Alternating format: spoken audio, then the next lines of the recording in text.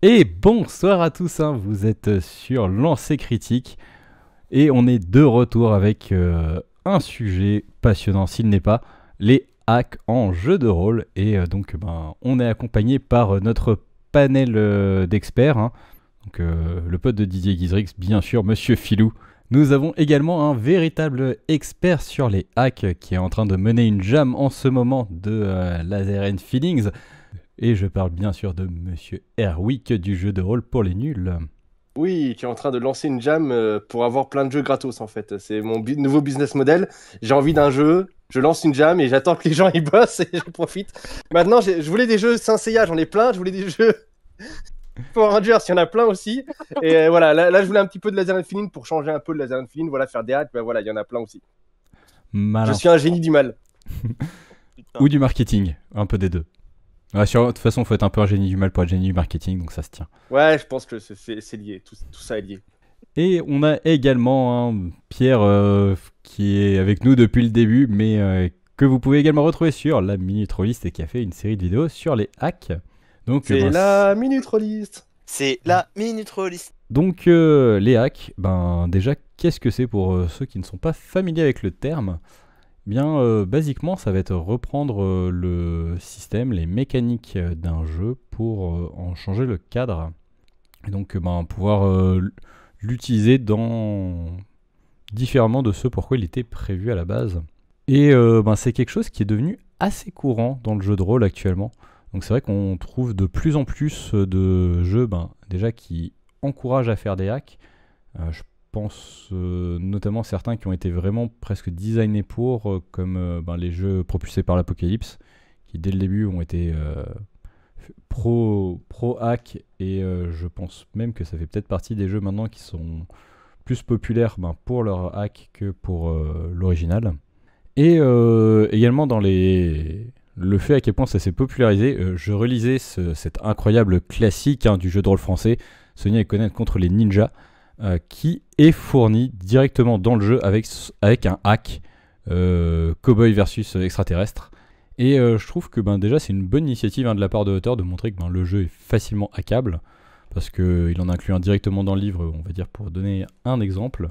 On est vraiment dans une dimension de permettre de développer des mécaniques de jeu qui sont souvent simples, souvent bien pensées, pour pouvoir les adapter à ce que vous avez envie de jouer. Est-ce que j'ai oublié quelque chose? Il y a eu un Non. autre hack de Conan et Sonja contre les ninjas. Et c'était John Rambo contre Cthulhu. Tout à fait, non, il y en a plein Voilà. Mais par le même auteur, je crois, du coup. Non, Non ouais, John Rambo contre Toulouse et Robocop contre les punks, c'est Ah, pas j'ai par pas Guillaume vu. Janté. C'est pas par Ah, Guillaume Janté. En fait, Guillaume, il est très gentil, il est pas contre qu'on hack son Sonia et Conan contre Ninja, il est même super cool. Et il propose même parfois de faire la couverture gratos quand tu fais un hack, quoi. c'est peut-être pour Ah, ça que j'ai cru, vu l'illustration. Ok. Mais ouais, c'est le même style graphique, mais c'est fait par d'autres gens. Et puis il y a aussi Yoshi contre je sais plus qui, fait par son fils, qui kiffe Yoshi, qui voulait jouer à Sonia et Conan contre Ninja. Et sinon, il me semble aussi que pour la version papier, si le hack est fourni d'office, c'est que sinon, il n'y a pas assez de pages pour Lulu. Mais ça, c'est un petit secret de fabrication. Il me oh. semble, il me semble pour utiliser aussi Lulu, qu'en fait, sur ce format-là, tu as un nombre minimum de pages. Et comme Sonia et Conan est super bon, mais qu'il est trop petit en termes de pages, il n'aurait pas pu le proposer en impression à la demande tout seul, de toute façon, je pense.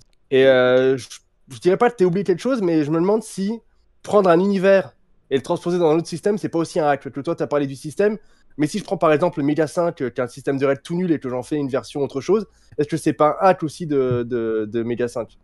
Est-ce que tu considères que Cthulhu D20 est un hack de Cthulhu Chaosium? Alors je dirais quand même, je Est-ce que pense tu que la considères que notion Cthulhu de... hack est un hack de Cthulhu Chaosium? Ouais, je pense que la notion hack sous-entend quand même principalement exploiter la mécanique de jeu ou exploiter le postulat de base qui a été prévu. Je voulais juste réagir sur ce qui a été dit sur la paternité des hacks de Sonia et machin contre les ninjas. Sur le fait que c'était ou pas fait par la même personne, il me semble, si je comprends bien la notion de hack, que justement le principe du hack, c'est aussi une réappropriation du système dans un autre contexte, mais ça implique que c'est fait par quelqu'un d'autre. me semble-t-il. Ah, je sais pas trop. Non, pour moi, un auteur, il peut faire des haltes de son jeu, et d'autres gens peuvent faire aussi des haltes de son jeu. Pour moi, c'était bidouiller le jeu pour qu'il ressemble, pour le changer suffisamment pour que ça soit un autre jeu, mais après, c'est pas forcément fait par l'auteur. Et à l'inverse, c'est pas parce que c'est fait par l'auteur que c'est pas un hack. Enfin, je sais pas ce qu'en pensent les autres experts, mais Non, mais pour c'est moi, vrai la que, ben, paternité est pas obligatoire. En fait, finalement, il y a un m'entendez peu une bien notion de modding sur le. Si on veut faire le rapprochement avec le jeu vidéo. Le hack, C'est- c'est une modification d'un système de règles dans le but de coller à un autre univers, à une autre ambiance, à autre chose différent de la version d'origine. Par exemple, le système Descent, le système Chaosium, est un système qui, on peut le dire, a eu énormément de hacks, dans le sens où le système Descent de Chaosium de RuneQuest est totalement différent du Descent de l'appel de Cthulhu. Ne serait-ce que... Alors oui, on a une base qui reste, à savoir le D% sur toutes les compétences, mais tout le système de runes de RuneQuest n'est absolument pas exploité, n'est même pas utilisé ni mentionné dans Cthulhu Chaosium. Par contre, le système de santé mentale et de magie de Cthulhu Chaosium n'est pas dans RuneQuest. Mais, alors, dans ce cas-là, à quel point est-ce que... là, on parle d'un système qui a eu plusieurs déclinaisons. Mais, par exemple, est-ce que si on prend le système des vins, le système Donjons et Dragons, qui est fourni avec une ambiance, avec je vais pas dire un univers, mais avec un certain imaginaire, mais ça reste de base un système qui a eu plusieurs utilisations dans des contextes très différents. Il y a eu Star Wars des vins, il y a eu plein d'autres trucs. Est-ce qu'on peut considérer que ce sont des hacks, ou est-ce qu'on considère que c'est un système qui a eu plusieurs ramifications, la plupart médiéval fantastique par Wizard of the Coast, mais d'autres qui... Je pense que le problème, c'est que hack, on part d'un mot anglais qui comprend tout ce qui est modification et adaptation. Et que nous, en France, comme on aime bien avoir plein de mots, on fait pas mal de différences là-dessus. Mais je suis plutôt d'accord avec l'idée de Erwick de considérer aussi comme un hack, prendre un univers et le coller à autre chose, à un autre système de jeu. Alors après, c'est. Et du il y a coup, la les question, adaptations. ouais, adaptation, hack, sachant que c'est pas non plus exactement la même chose. Ouais, mais du coup, les jeux Star Wars D20, par exemple, c'est un hack de Donjons et Dragons ou c'est pas un hack de Donjons et Dragons? Parce que c'était Ben, ça la je question. pense qu'il y a une limite à définir que je n'ai pas du tout, hein, sur à quel point c'est un système qui a été créé de toutes pièces, inspiré par un autre système, ou alors on a pris un système déjà existant et on a cherché à l'adapter. Alors, Ouais, je pense que Donjons On et est Dragons, c'est pas le bon calcul sur toutes les déclinaisons des 20 qui se sont du coup juste sont pour la plupart, on prend le système des 20 de Donjons et Dragons et on calque quelque chose sur le système générique. Après, tu vas aller chercher dans des gens qui ont modifié le système Donjons et Dragons pour modifier le système générique et du coup là, ils hackent un système générique. Ils hackent pas forcément un jeu. Là, je sais que t'as le Groomf sur son... Pour en parler un peu de notre Seigneur le Groomf. Ils ont commencé à prendre... il a commencé à prendre avec plusieurs personnes de sa communauté tout le monde des ténèbres et à l'adapter et à modifier le système du monde des ténèbres et les grands principes du monde des ténèbres pour que ça colle à son système cœur vaillant. Du coup, on est sur une adaptation, mais qui entraîne des modifications. Donc, s'il y a modification, il y a hack, selon moi. Ouais, ce serait là la limite en fait. C'est quand on modifie. Donc, si je fais un bidule truc D20, mais que je touche pas au D20, on C'est serait ça. pas, on serait pas dans du hack, mais dans une adaptation ou l'utilisation d'un système générique. Si tu utilises Fate pour faire du super-héros, pour faire ce que tu veux, mais que tu modifies pas Fate, ça sera pas du C'est hack ça. du coup. C'est juste un Pour- système générique. Tant que tu modifies pas la règle, tu hackes pas. Ce qui se passe avec Witcher. Witcher, c'est le système fusion de Cyberpunk. Et en fait, il est utilisé tel quel. Je veux dire, le fusil sniper, il est remplacé par le terme arbalète lourde naine de guerre. Et voilà. Il n'y a pas modification dans le système, quoi. Et le système n'est pas modifié pour coller à l'univers de Witcher non plus. Donc, après, il Il y a peut-être des adaptations à la marge, mais Ouais, peut-être de la magie ou ce genre de truc. Non, mais après, c'est vrai que là, tu soulèves T'as un pas point de magie. intéressant. Le fait que, ben, finalement, un hack a quand même, en dehors d'utiliser la mécanique inhérente enfin, une mécanique d'un autre jeu, va quand même chercher à apporter quelque chose de supplémentaire, une note en plus pour se démarquer de son original, pour pouvoir servir le nouveau propos qu'on lui demande. bah, c'est ça, je pense à Eric Niodan sur Macchiato Monster, qui est quand même une des références du jeu OSR à l'heure actuelle. Il a pris le Black Hack, il a pris le White Hack, il a dit bon alors c'est quoi le mieux des deux? Allez, clac, on prend. Et du coup, pour le coup, il a transcendé 2 systèmes pour en tirer le meilleur, et ça a été une complète réussite pour son jeu, quoi. Pour le coup, histoire de répondre à Philou, concernant Star Wars D20, là j'ai pris tout simplement la fiche perso de Star Wars D20. Pour moi, je pense qu'un point intéressant et facile pour savoir si un jeu est un hack ou pas d'un autre, c'est de comparer les fiches perso. Pour le coup, la fiche perso de Star Wars D20, on voit déjà qu'au niveau des compétences, il y en a un grand nombre qui ont été ajoutées. Mais un point important qui pour moi fait que Star Wars D20 est un hack de D&D, c'est en plus déjà de la liste de compétences extrêmement approfondie, c'est la création de plusieurs mécaniques, notamment autour des points de force, des points de côté obscur. Je précise que je n'ai jamais lu Star Wars D20, je ne fais que consulter la fiche perso, mais à partir du moment où des mécaniques supplémentaires s'ajoutent à un système, ou sont retirées, on peut... Alors, moins sur le retiré, mais plus sur l'ajout, le hack ajoute, je pense. Enfin, en tout cas, moi, c'est un point qui est important, c'est l'ajout de mécaniques propres à un univers, propre à un setting. Et du coup, pour moi, je pense qu'on peut considérer le Star Wars D20 comme un hack du système D&D. Une petite précision sur le nombre de compétences. C'est adapté de DD3, Ouais, qui a possible. beaucoup plus de compétences que DD5. Voilà. Mais Pour le coup, je suis surtout DD5 au niveau de oui, mes connaissances. comprends bien. Donc voilà. Donc, hack de DD3.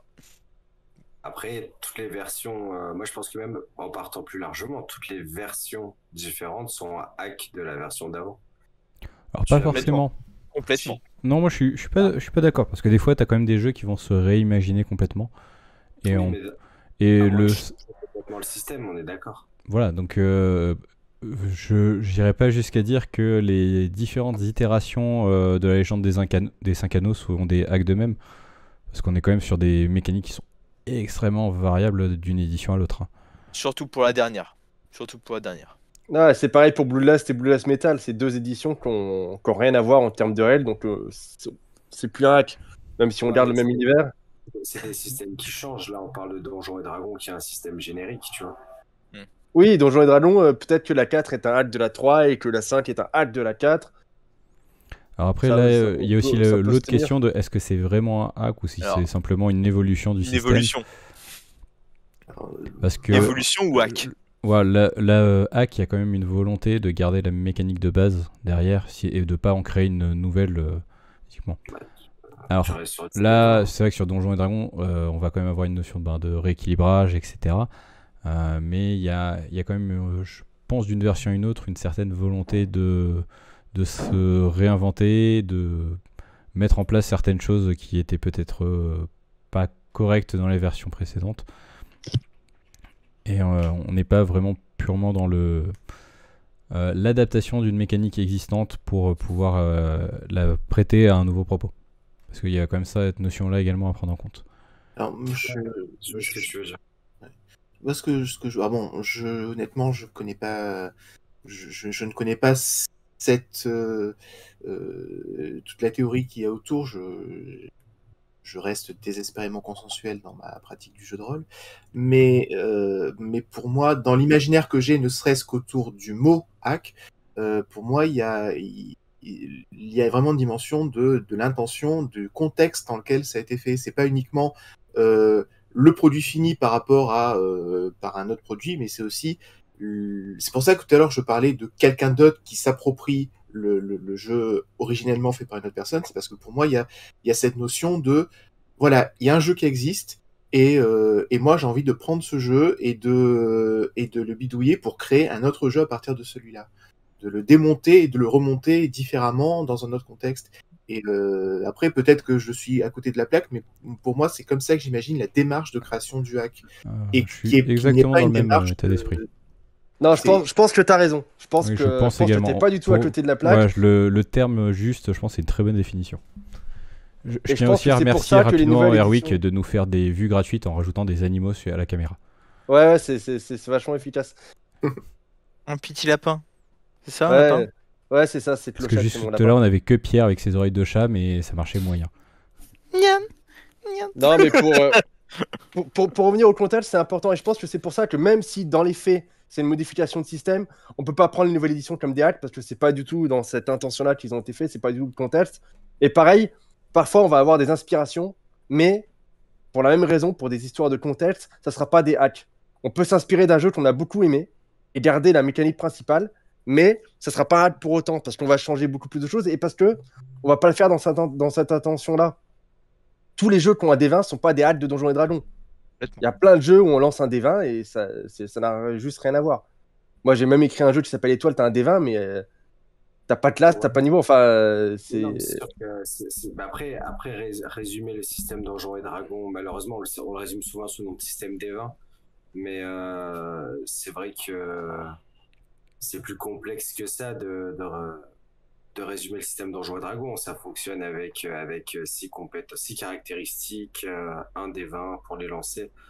Il y a quand même une dimension qui est plus grande que ça. C'est comme résumer le système Modifus au fait que ce soit juste 2 D20. ouais, c'est un peu réducteur. Mais je pense que Philou a mis le doigt sur quelque chose d'intéressant en parlant du contexte. La manière dont est fait le jeu, c'est ça qui va faire que ça va être un hack ou pas aussi. Est-ce que c'est bien un nouveau jeu et pas une nouvelle édition? Est-ce que c'est bien fait dans l'idée qu'on veut garder le. Puis il y a aussi une histoire quand on est auteur ou autrice de paternité. Il y a des jeux qui sont très proches des jeux propulsés par l'Apocalypse, mais pour une raison X ou Y, l'auteur va dire non, c'est pas un jeu propulsé par l'Apocalypse, non, c'est pas un descendant de. Et je pense qu'il y a aussi cette notion-là de se dire je crée un jeu, c'est un hack, parce que j'ai décidé que c'était un hack 2, et je le revendique. Et je pense que c'est aussi important que comment ça a été fait, c'est cette volonté, c'est la note d'intention, quelque chose comme ça, pour dire voilà, moi ce que j'ai fait, j'ai ce jeu-là que j'aimais bien, j'en ai fait un hack, point barre, quoi. Ouais, il y a une Après, pour dimension rebondir avec ce que intellectuelle. tu dis, je pense qu'il y a aussi pas mal de jeux qui ont été avec une idée de base qui a été mise en place, qui du coup sont passés par des hacks pour faire des tests, se rendre compte que finalement on n'arrivait pas à faire exactement ce qu'on voulait faire, et du coup, en étant partie d'un hack, sont devenus des jeux complètement à part entière, et c'est pour ça aussi qu'il y a un peu ce refus de paternité avec cette notion de inspiré par, mais au final, vu que clairement ça n'a pas répondu aux attentes de ce qu'on voulait faire sur le jeu, vouloir s'en détacher pour également, je pense d'un point de vue parce que j'ai envie de dire commercial, pour dire voilà, pensez pas que même s'il y a c'est proche en termes d'approche, finalement on est sur un jeu qui est quand même totalement différent, donc voilà, vous dites pas que mon jeu c'est un jeu propulsé par l'Apocalypse, parce que même si je suis parti de ça pour le faire, finalement j'ai fini sur quelque chose de totalement différent, et je le revendique dans ce sens-là. Ouais, il y a une grosse dimension de réflexion par rapport à ton game design. Jusqu'à quel point est-ce que qu'est-ce que tu considères comme étant l'essence de ce système, et jusqu'à quel point tu l'as modifié pour pouvoir arriver à avoir quelque chose de personnel et qui, du coup, pour toi, du moins, est suffisamment différent pour ne plus être la même chose, quoi. Parce qu'après, sur le problème de game design, moi, c'est ce que je dis souvent aux gens quand ils me présentent des protos ou des trucs dans le genre. Ils te font oui, mais ça ressemble un peu à ça, mais pas vraiment. Et en fait, oui, mais de base, si c'est un jeu avec des dés, tu peux pas dire que forcément tu peux réduire le truc, tu peux découper le système jusqu'à dire oui, en fait, ton jeu, c'est un jeu qui s'inspire avec des dés, donc forcément tous les jeux qui se jouent avec des dés ressemblent à ton jeu. Et c'est arriver à trouver ce juste milieu en fait entre qu'est-ce qui fait l'essence même d'un système Donjons et Dragons, d'un système Year Zero Engine, d'un système Fate ou quoi, et ce que toi t'en as créé, jusqu'à quel point tu l'as désossé, modifié pour que ce soit vraiment plus juste du coup une adaptation ou un hack et que ce soit réellement un truc nouveau, quoi. Mais tu vois, c'est ce qui est hyper intéressant, c'est, je sais pas si vous avez déjà mis votre nez dans le DK System, qui est le DK System et le DK2 en particulier, qui a été fait à l'époque par Le Grumpf, Johan et je sais plus qui. Ils sont une tripotée et en fait Il y avait Eric Niedan aussi, je crois, dans le 1, après dans le 2, je sais plus. Dans le 2. Et tout l'intérêt du DK System, c'était de fournir un système générique dans lequel tu puisses bidouiller à volonté.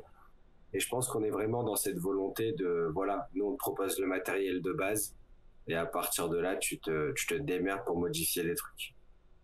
Le D6 System, qui est aussi une très jolie boîte à outils, pour le coup, sortie chez 12 Singes.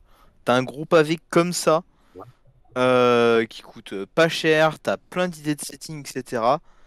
Qui est vraiment un bon truc. Pour le coup, j'ai pas encore lu le DK System parce que je me le suis pas encore procuré, mais c'est sur ma wishlist. Alors par Le contre, cadeau, je viens quand même me demander, parce que c'est vrai que... Alors ça se popularise, hein, comme je le disais en début d'émission. Souvent quand même les jeux... Enfin les systèmes à câble sont clairement énoncés et prévus pour dès le début. Et on sent qu'il y a une certaine volonté de la part de certains auteurs de vous proposer une version à câble de leur jeu, et même qui vont vous expliquer comment le faire assez aisément, hein. Donc encore une fois, je pense que ça a été surtout popularisé par les jeux Apocalypse, je me trompe peut-être. non, puis on revient vraiment à la question de l'intention intellectuelle derrière. Savage World, ça va te proposer un système de jeu en te disant tu peux rajouter nos modules, les modules qu'on t'a déjà prévus pour pouvoir coller au maximum à ce que tu veux faire. Quand tu lis Savage World, tu as ton module pour les vaisseaux, pour les machins, pour les trucs, tu peux rajouter, faire des switches. Et tu as un gros système à tiroir. Alors que le DK System, lui, va vraiment prendre parti de te dire voilà, nous on t'a fait toute une ossature, on t'a rajouté des petits modules si tu veux. Si tu veux créer tes modules, voilà comment faire. Fais attention à ci, fais attention à ça, fais attention à machin. Et je pense que ouais, t'as une différence de volonté intellectuelle là-dedans. Et un système Savage World, on va jamais forcément le considérer comme un hack parce que le système de base ne t'encourage pas à le faire. Alors que le DK System va t'encourager à le faire. Et tu prends la plupart des OSR, c'est que des mecs qui vont te dire oui, je me suis inspiré du White Hack, du Black Hack, je me suis inspiré de Maketo Monster, de Searcher of the Unknown, de Hunter of the Unknown, de Ostrich, de machin. Et c'est que des jeux où quand tu les lis, quand tu lis le travail dessus, on te dit voilà, nous on te file notre idée du bébé, maintenant c'est toi qui joues, c'est toi qui te démerdes avec. Alors c'est vrai que aussi pour la plupart, ça a l'avantage d'être des mécaniques de jeu qui sont pas trop velues. En fait, ça reste même si ça reste riche en termes de possibilités, le travail pour l'adapter à ce qu'on veut n'est pas non plus démentiel. Alors que si on veut adapter sur des Savage World, il y a un travail d'équilibrage à faire qui est complètement dingue. Il y a énormément de boulot derrière. Si on veut créer tous ses propres archétypes, ses propres races, ses propres équipements, etc. Chose qui n'est pas forcément le cas sur un Black Hack. En 10 minutes, on peut avoir un jeu utilisant la mécanique en étant complètement différent, parce qu'au final, ça reste des systèmes plus simples. Je dirais pas forcément plus minimalistes, mais en tout cas plus accessibles. Donc, ce qui va permettre également d'avoir cette facilité de la démarche du hack. Bon, et pour Savage World, c'est vrai que je dis ça, mais sur de l'Apocalypse, il y a quand même du boulot. Il faut créer ses livres, il faut créer ses settings, etc. Mais on va dire que ça reste quand même bien. Il y a des carcans de création qui sont déjà bien fondés, bien présents. Et tu vois, le PBTA, je pense que pour le coup, c'est vraiment l'exemple qui confirme. Ça n'a pas été prévu pour être bidouillé par des gens. Alors si, ça a été dès le début en prévu. Je suis pas ah sûr, oui, hein. ah oui, tu le lis, tu le lis Apocalypse World V1, il t'explique comment faire pour faire ta propre version en utilisant sa mécanique de jeu. Ok. Donc vraiment, c'est pour ça que pour moi, ça reste peut-être ce qui a, on va dire, popularisé le hacking. Parce qu'après, ça a créé pas mal de jeux du côté de la Forge, notamment avec les jeux aussi Forge in the Dark, même si c'est pas les jeux de la Forge, comme on l'appelle. Et ce qui a créé, ce qui a ensuite découlé du Black Axe, ce qui a découlé du Root Trophy, ce qui a découlé de plein de choses. Donc c'est vrai que ça, si je remonte un peu, j'ai l'impression qu'il y a vraiment le début de la popularisation du hack en tant que terme et en tant que concept pour les créateurs de jeux de rôle. Ça s'est vraiment popularisé pour moi avec Apocalypse World. Et est-ce que le hack, c'est pas tout simplement la volonté de dire je vais prendre Donjons et Dragons et je vais en faire ma version? Alors c'est possible, sachant quand même dans le hack il y a aussi du cette rétroclone. notion de l'auteur du système de base te donne sa bénédiction. Alors que les auteurs de Donjons et Dragons ils te donnent pas leur bénédiction du tout. Oui, mais Ils te demandent tes copecs. Si, Oui, mais- si, c'est pas vrai.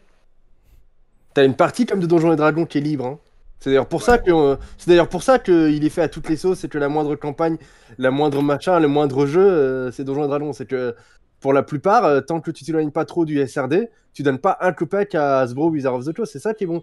Mais je sais pas si le hack, il y a forcément une notion de légitimité derrière. Si t'es chez toi, avec tes potes, à ton club, tant que tu le vends pas et que tu fais pas du commerce, franchement, tu prends un jeu du commerce, tu le hack parce qu'il y a des trucs qui te plaisent pas, tu veux faire ta version, franchement, tu prends.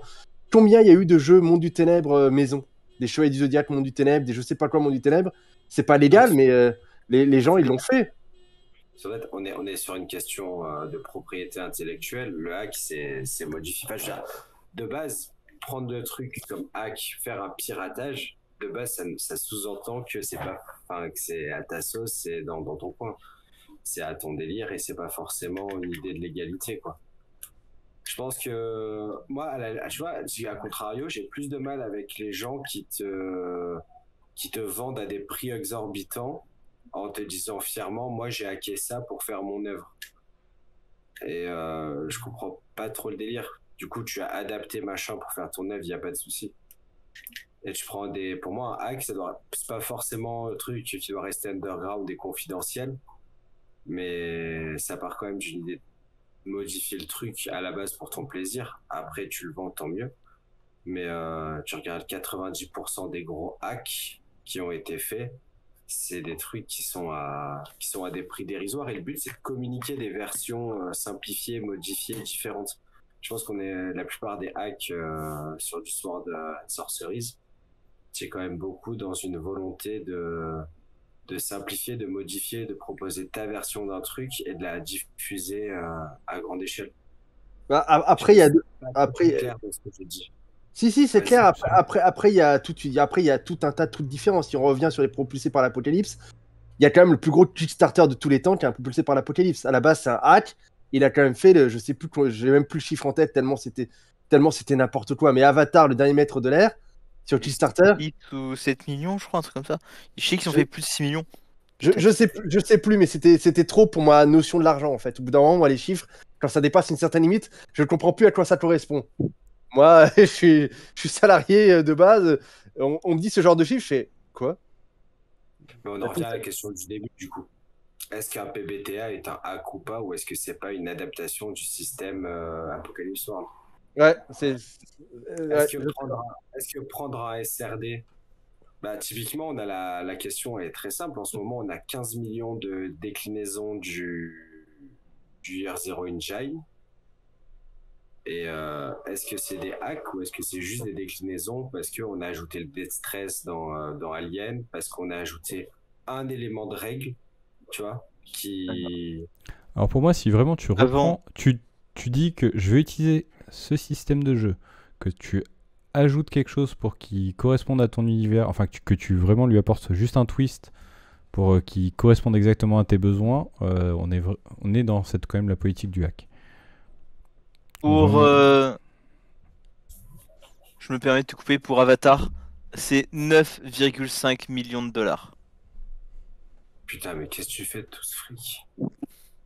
Ben, tu sors un livre de base, tu sors plein de settings, tu rajoutes des pages, tu offres des dés, des pochettes, des Pourquoi pochons tu rajoutes AD. des settings Quel est l'intérêt Ah. de rajouter un setting En fait, de l'air? alors, parce qu'en fait, tu n'as pas qu'une période dans le dernier maître de l'air, tu en as plusieurs en fonction des différents avatars. Oui, non, mais je sais. Mais Donc, je veux dire, c'est là où c'est intéressant, entre guillemets. Ok. Ils vont basiquement rajouter du contenu et des goodies, voilà. Mais Voilà. après, voilà, il n'y a pas que des trucs gratuits qu'on fait dans notre coin, quoi, au niveau des hacks. Mais après, je pense que c'est une excellente question de se poser 2 minutes et de réfléchir sur le cas des génériques. Parce qu'un générique, est-ce que c'est des hacks de prendre un système générique qui a été fait à la base pour être utilisé pour d'autres settings? Je sais pas. Propulsé par l'Apocalypse ou Donjons et Dragons, c'est un peu différent parce que même s'ils ont une espèce de côté générique, il faut un travail d'adaptation. Tu peux pas prendre Apocalypse World et jouer dans l'avatar d'Animateur de l'air. Faut refaire tous les livrets, faut refaire tous les moves, faut refaire les principes de logique. En gros, faut quasiment tout refaire. Moi, j'ai essayé de faire un propulsé par l'Apocalypse. Basiquement, tu refais tout. Tu gardes le principe des 6, 7, 8, 9, 10 plus si tu veux, mais il y a tout un tas de trucs que tu es obligé de refaire. Quand tu fais du Donjon et Dragon, tu es obligé de refaire toutes les classes. Enfin, tu fais basiquement, tu refais tout aussi. Tu gardes le principe de classe, de niveau, des 20 plus modificateur, mais il y a énormément de choses que tu dois faire. Par contre, quand tu fais du Fate, moi j'ai fait une adaptation de Fate pour faire du Melee, ou quand tu fais du Savage World, bah tu refais pas tout au final. Savage World, c'est encore plus vrai, parce qu'ils ont déjà fait des modules super-héros, ils ont déjà fait des modules pour autre chose. Tu refais pas tout, donc est-ce que c'est vraiment un hack? Parce qu'au final, tu modifies rien. Tu prends Savage World, tu prends le module qui va bien, et tu joues avec. T'as plus ce côté modification, ajout, suppression, changement, playtest. T'as plus cette notion de hack, bidouillage que t'as dans un vrai hack, entre guillemets. Oui, je suis moi, assez je pense que d'accord la que différence, c'est Savage là. World n'est pas un hack. Enfin, les jeux dérivés de Savage World. Ah, Moi, ouais, j'ai- d'accord, du coup, tu hack quand tu bidouilles, quoi. Je vais me permettre de rebondir là-dessus. Savage World, t'as un core système, et après tu as plein de settings qui vont autour. Ces settings rajoutent des mécaniques de jeu. Donc, est-ce qu'on peut considérer qu'il y a du hack autour de Savage World quand tu vois le nombre de settings qu'il y a autour qui apportent leur propre mécanique à un corps? Je pense que Deadland peut être considéré comme un hack de Savage World au vu des mécaniques En fait, c'est rajoutées. plutôt l'inverse. Hein. Savage World est un dérivé de Deadland, ne l'oublie pas. Alors, vraie question, c'est quoi? la question que je me posais depuis tout à l'heure, c'est en repensant au fait que le hack, c'est on récupère quelque chose pour en faire plus ou moins autre chose, mais à sa sauce. Et il y a une remarque qui a été faite par Erwick au début, qui est que ça peut être le système, mais ça peut aussi être le contexte, pas que le système, mais le contexte. Et du coup, je me pose la question, en y réfléchissant bien et en prenant compte du contexte et de l'intention dans lequel ça a été fait, est-ce qu'on ne pourrait pas dire que Pathfinder est un hack de Donjons et Dragons 3? Pour moi, oui, clairement. Ah oui, c'est même pas une question, c'est une affirmation. C'est logique. Ah, il y en a. Au vu des mécaniques utilisées, au vu de la manière dont le jeu est Je structuré, suis pas d'accord. c'est un hack de D3, bien sûr. Non. Ah, pour moi, il y en a c'est- qui sont pas d'accord. Non, Moi, je trouve pense. ça a je pense dérivé, pas, ça a parce- dérivé du SRDS, Voilà, parce c'est ça. Parce que justement, c'est des gens qui sont dit Donjons et Dragons 3 ne répond pas aux attentes qu'on en veut et les évolutions vont à l'opposé de ce qu'on en voulait. Et donc, ça a été fortement inspiré, mais il y a quand même un véritable travail derrière qui n'est pas une simple réadaptation des règles de Donjons et Dragons. Ils ont créé vraiment leur propre mécanique. Alors, forcément, oui, il y a des mécaniques communes qu'on retrouve, mais le système Pathfinder, c'est pas le même que Donjons et Dragons. Faut pas. Voilà, je l'ai lu le Pathfinder et non, pour moi, c'est pas du Donjon et Dragon, je suis désolé. D'accord. Parce qu'on retrouve les niveaux, on retrouve les classes, on retrouve le D20 plus Oui, modificateur. mais on si trouve tu les vas mêmes par là, caracs. on trouve un maître de jeu, des joueurs. Non, mais là, si tu veux, c'est les mêmes caracs. Et pour Ah te oui, dire mais- à quel point c'est ressemblant, t'as des tables de conversion Pathfinder Donjon et Dragon 3.5. Hein. Ah oui, mais alors Ouais, on revient sur le fait que il y a une volonté aussi de Wizard of the Coast de permettre que tout puisse être adapté en donjon. Parce que voilà, finalement, c'est un business plan qui tient vachement bien la route. C'est aussi ça pour reste, ça que ça voilà, il y a- reste le jeu qui prendra 15% des joueurs dans le monde, hein, Donjons et Dragons. Bah oui. Donc c'est un peu normal. Mais non, pour moi, il y a un vrai travail derrière Pathfinder qu'on peut pas leur retirer. Et Ouais, justement mais une volonté de sortir de ce qu'est le Donjon et Dragon. Parce que sinon, les gens, Attention. ils joueraient juste à Donjon et Dragon 3 à 5. Attention, être un hack ne veut pas dire qu'il n'y a pas eu de travail dessus. Non, mais la plupart des hacks, il y a énormément de travail dessus.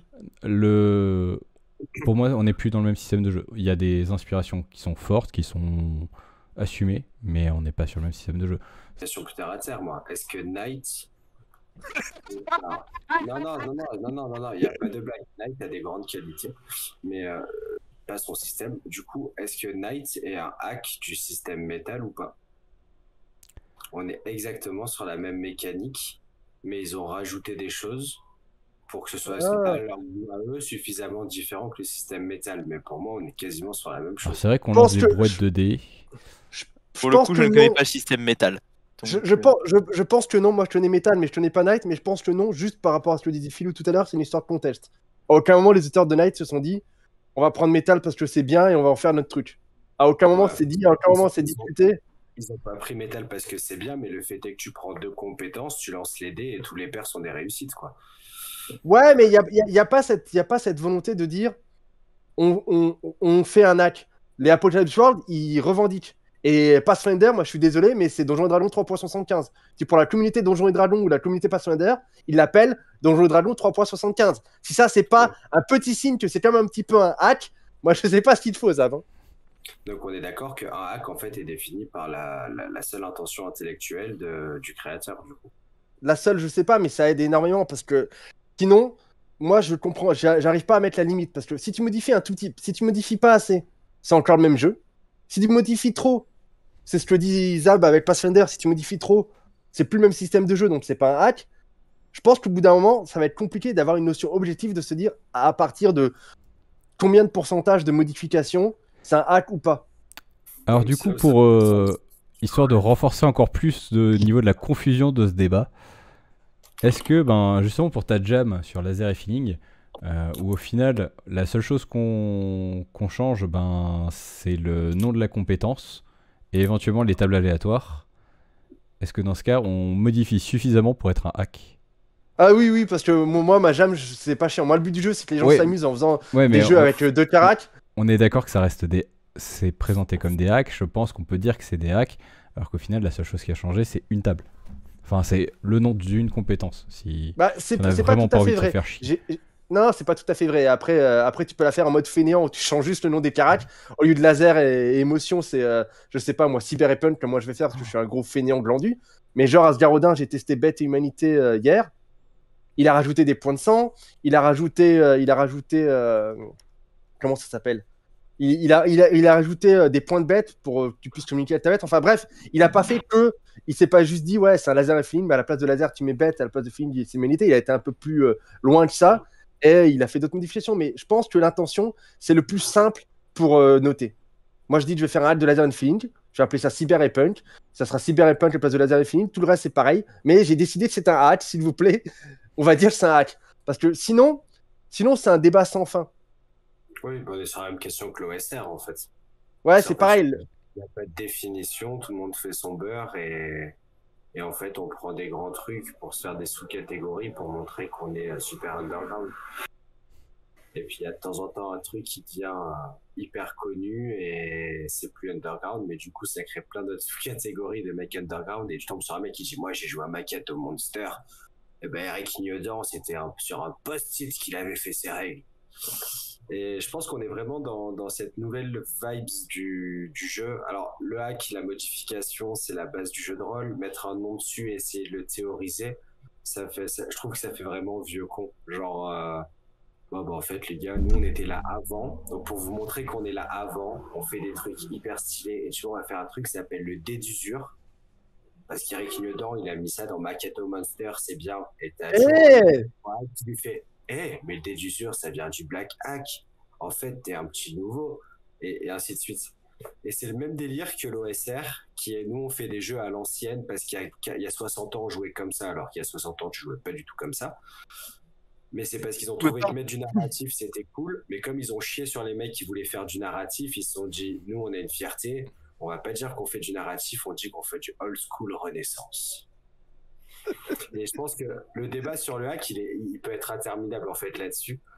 Et la vraie question, maintenant qu'on est tous là, qu'on réfléchit au truc, on a tous fait des petites modifications de règles et tout ça. Et la question, c'est plus comment est-ce qu'on fait un hack. C'est là où ça va commencer à devenir intéressant. Maintenant qu'on est d'accord que c'est trop fouillis pour faire une définition claire, Comment on fait? Après seulement 40 minutes, je trouve qu'on est plutôt pas mal. Donc, C'est ça. encore une fois, il y a quand même des jeux qui sont plus ou moins prévus pour faire du hack. Et avec des guides qui existent, qui ont été même réalisés par leur auteur directement, qui vont vous expliquer, voilà, ça c'est la structure, c'est l'essence de ma mécanique de jeu. Donc si vous voulez faire un hack, comment commencer par là. Et du coup, moi, pour donner un avis un peu plus générique sur la question, parce que c'est vrai qu'il y a des jeux sur lesquels je travaille et que je pars souvent sur des hacks parce que c'est vrai qu'avoir une mécanique déjà pour voir si l'intention est bonne, si le jeu fonctionne comme il faut, c'est plus simple que de écrire tout un système soi-même. Et je pense que c'est un peu... Là, on va partir sur un autre débat de qu'est-ce qu'il faut pour créer son propre jeu. Donc, je pense que... Pour si créer on son veut- propre jeu ou son propre hack? En fait, finalement, c'est un peu le même principe. Si tu veux créer finalement, l'idée, ça reste quand même de faire son jeu. L'idée, ça va être tu veux faire ton jeu. Sur ton jeu, tu vas hacker un autre système parce que c'est peut-être plus simple, parce que tu trouves que c'est un système qui est adapté à ce que tu as en tête.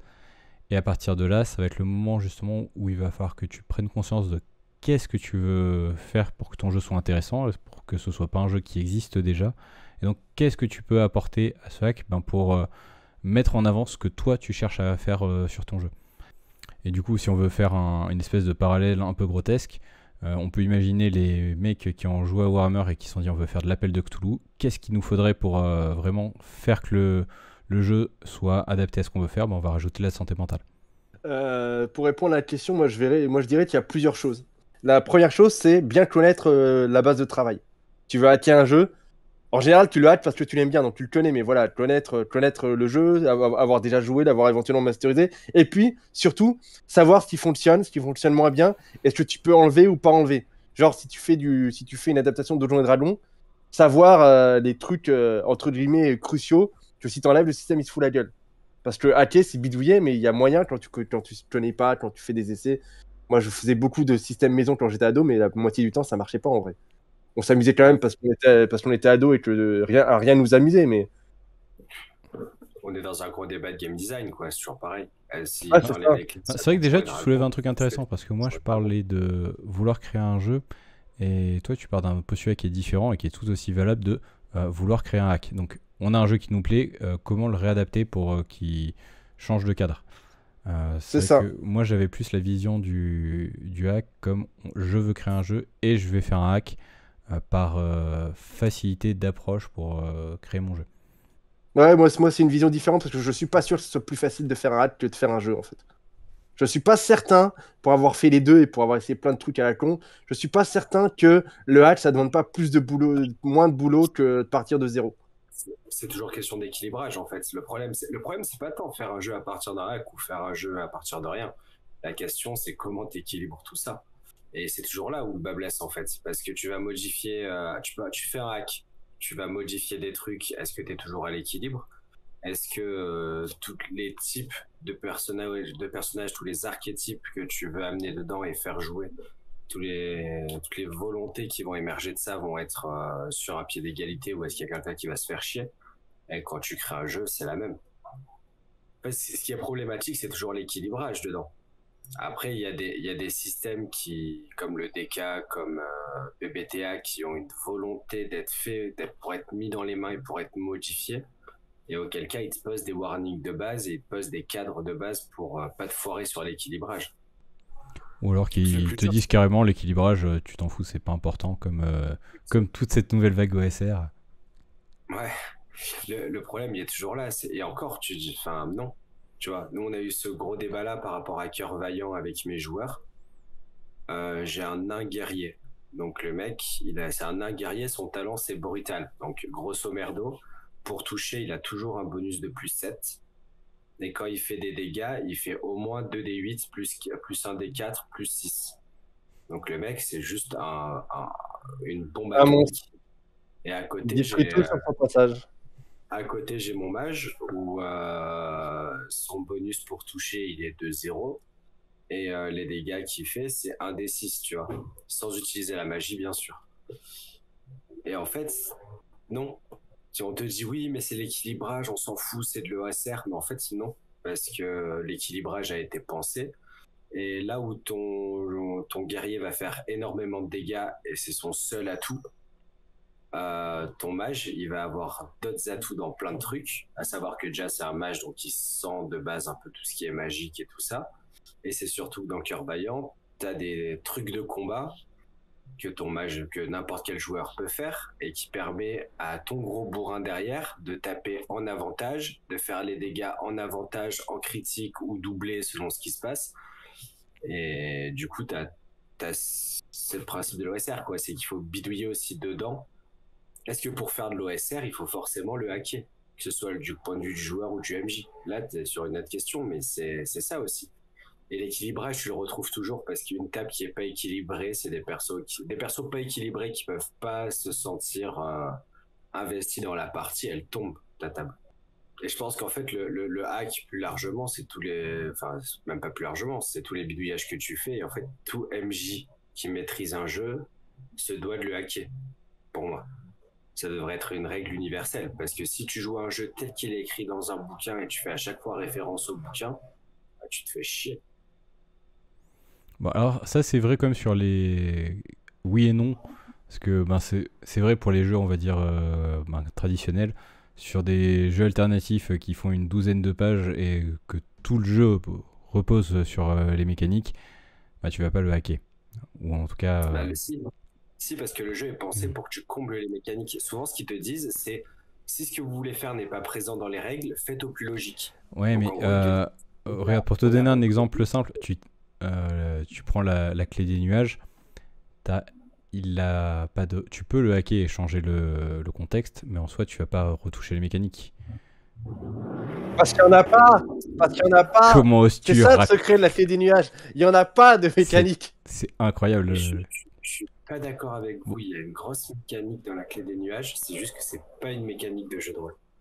Et qu'elle est adaptée à du jeu de rôle. C'est ça qui est intéressant. T'es sur du conte participatif.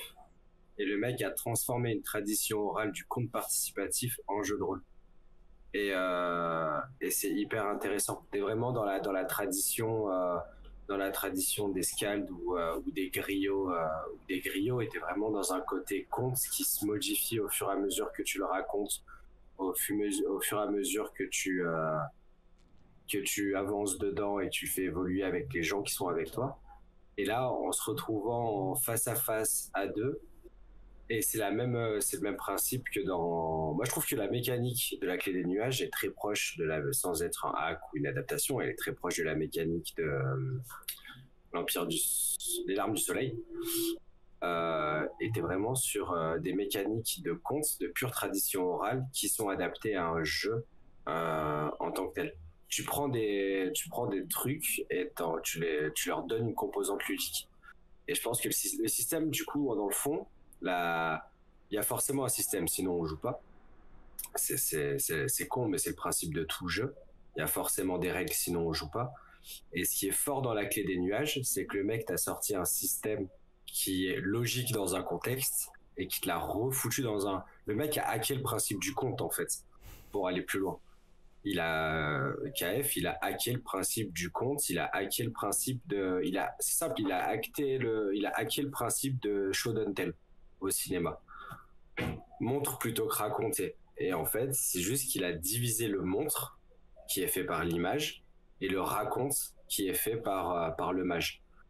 Et c'est intellectuellement et d'un point de vue game design, je pense que c'est quand même... Alors, il n'a pas forcément pensé à tout ça. Moi, avec le recul et en analysant le truc, c'est ce que j'en tire. Mais la mécanique est très très puissante, même si elle est très très simple. Je plaisantais, c'est moi d'habitude qui dit qu'il n'y a pas de. Il y a forcément des règles et des systèmes, sinon c'est pas du jeu, je me fais avoir un propre jeu. C'est juste pour tatiner Zab, parce que la mécanique elle existe, mais c'est pas une mécanique au sens traditionnel du thème, on résout pas des actions, on lance pas des dés. Bah, et c'est pour ça que je disais qu'on pense peut pas que c'est hacker plus tous les jeux. difficile. C'est plus difficile à hacker. Je pense qu'on peut hacker. D'ailleurs, dans la clé des nuages, il y a la clé des songes, ouais, le hack qui est fourni avec.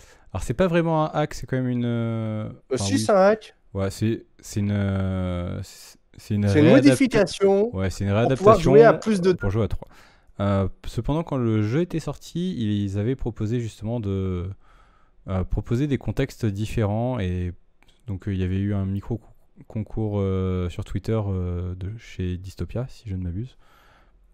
Justement, ça. avec quelques propositions de comment vous modifieriez la clé des nuages, donc avec des nouveaux contextes et des choses comme ça. Mais du coup, je pense pas qu'il est nécessaire de hacker la clé des nuages. Et je pense qu'il y a aussi une différence entre hacker et s'approprier tout simplement. Je pense pas. Si tu modifies quelque chose qui t'est donné, tu l'accordes. Je trouve que le hack, c'est juste la règle de base du JDR qui est vraiment utilisée à 100%. Mais là, on retombe dans une recherche d'une définition de quelque chose qu'on a déjà défini comme indéfinissable.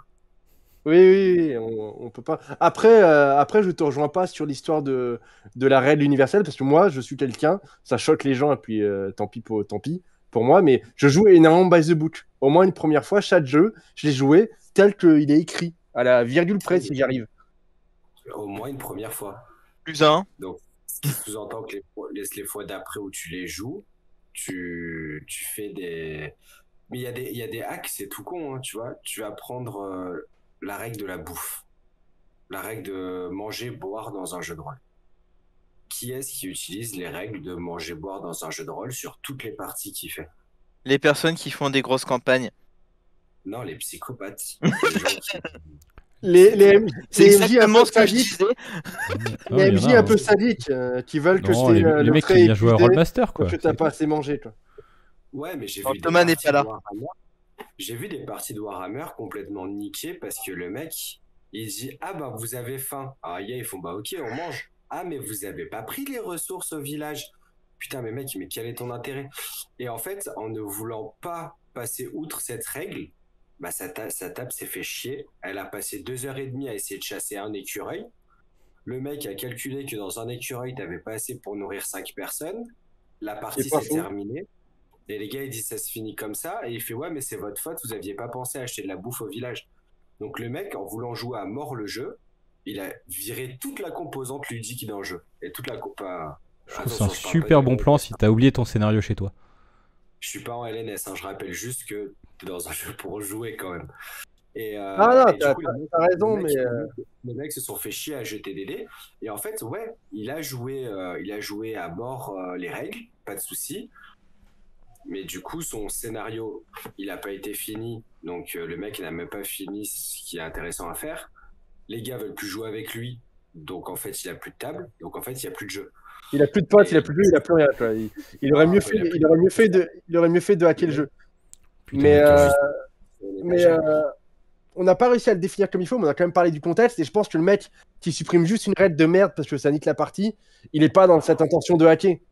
C'est pas le sujet du truc en fait. Tu te dis pas je vais hacker le jeu, c'est juste ah mais cette règle là c'est de la merde, je m'en sers pas. Ou alors toutes les règles qu'on oublie aussi, pareil, c'est pas du hack. Moi, Après, il y a aussi tout le côté quand où les les jeux sont règles, venus, j'oublie. ouais, les règles où tu vas t'en servir quand t'en as besoin et pas en permanence. Après, il y a toujours pareil, t'as la question de Les faire règles de un poursuite hack, dans l'appel de parce que Cthulhu. Ouais, grave. T'as envie de faire un jeu qui est un hack d'un système et juste hacker le jeu parce que tu joues. Tu vois, c'est. Et en fait, quand je dis que la règle elle a été poussée du coup jusqu'au bout, c'est que les mecs ils ont vraiment poussé jusqu'au bout. Ils ont dit on va plus modifier les règles dans notre table parce que ça nous fait chier. On va modifier les règles au point de vous proposer une nouvelle œuvre. D'accord, oui, c'est encore différent. Que moi je pensais que tu parlais des règles maison que tout le monde fait, qui sont pas forcément des règles, c'est juste voilà. Sur le moment, il y a un truc qui est pas couvert par les règles, allez hop, on crée une petite règle maison. Pour moi, t'as pas encore cette intention de dire bah, je vais proposer une nouvelle œuvre, qui pour moi faisait quand même partie du hack. Quoi. De le fait, c'est poussé à son paroxysme. Quoi. Vélo. Oui, en fait, je me posais une question, mais là encore une fois, peut-être que je suis à côté de la plaque. Mais pour moi, je reviens sur le côté intentionnel, sur l'intention qu'il y a derrière le fait de revendiquer le fait que c'est un hack. Et pour moi, j'ai l'impression qu'il y a quand même une volonté d'hommage ou d'héritage. C'est pas simplement, bah voilà, il y a un système dedans et des trucs qui ont l'air pas mal. Je prends le système, je prends les règles qui m'intéressent, je fais mon truc et j'obtiens un nouveau jeu dans lequel je ne fais pas référence à là d'où ça vient, à la source d'inspiration. Et pour moi, quand on dit un jeu propulsé par l'Apocalypse, dans l'appellation et même dans la manière dont c'est présenté, il y a une volonté de se mettre dans les traces de pas de Apocalypse World. Alors bon, après, la chose a vraiment dérivé au point que petit à petit, Apocalypse World est de plus en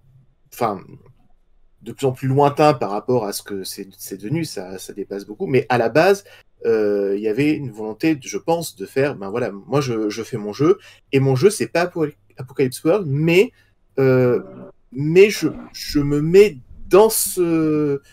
Mon jeu est un hommage, en quelque sorte, et une dérivation et un hommage à Apocalypse World. Et je pense que voilà, il y a cette... j'ai l'impression, cette notion de on est dans l'héritage d'un autre jeu.